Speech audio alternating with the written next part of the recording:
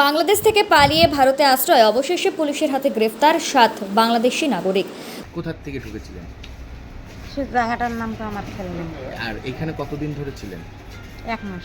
1 মাস ধরে। ওর কাগজপত্র বা কিছু তৈরি করেছিলেন এখানে? না না, বাংলাদেশে চলা অশান্তির কারণে নিজের পরিবার পরিজনদের বাঁচাতে কাঁটাতারের বেড়া টপকে ভারতে ঢুকেছিল 7 জন। 2 মাস আগে বাংলাদেশের পশ্চিম ফতেহপুর থেকে শিলিগুড়িতে ঢুকেছিল তারা।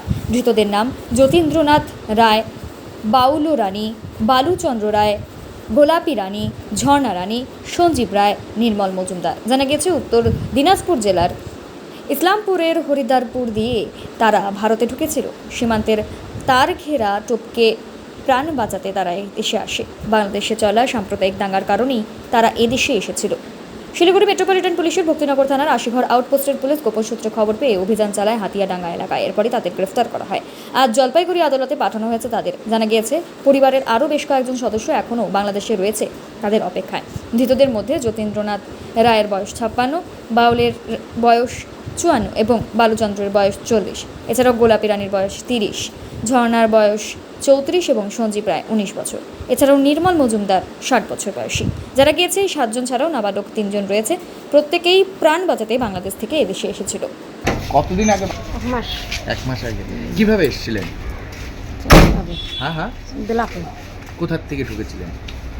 সে জায়গাটার নাম তো আমার খেয়াল নেই। আর এখানে কতদিন ধরে ছিলেন? 1 মাস। 1 মাস ধরে। ওর কাগজপত্র বা কিছু তৈরি করেছিলেন এখানে? না না, কাগজপত্র তৈরি। বাংলাদেশে কোথায় ছিলেন? হুম, বাংলাদেশে কোথায় ছিলেন? ওমপুর। ওমপুর। কেন এখানে কবে এখানে আসতে হলো ভারতে কেন? ওটা মনে করো অত্যাচারের কারণে আসছে। কতজন মিলে আসছেন আপনারা? 1 মাস হলো। কতজন আসছেন? আসছি মনে করো আমার ফ্যামিলির 4 জন, আমার ফ্যামিলির 5 জন। এখানে কি কেউ আছে যেখানে উঠেছিলেন আপনারা? ভাই আছে। ওইখানেই ভাই থাকে? হুম। উনিও কি বাংলাদেশ থেকে এসেছিল? হ্যাঁ, কবে কত আসলো? বছর আগে? ভাই মনে করো 18 বছরের নাগানো আছে। আচ্ছা। তারপরে এখানে সে কাগজ তৈরি করেছিল? হ্যাঁ, ওমা সব কিছু হয়ে গেছে। আচ্ছা। আপনার নাম? ঝর্ণা।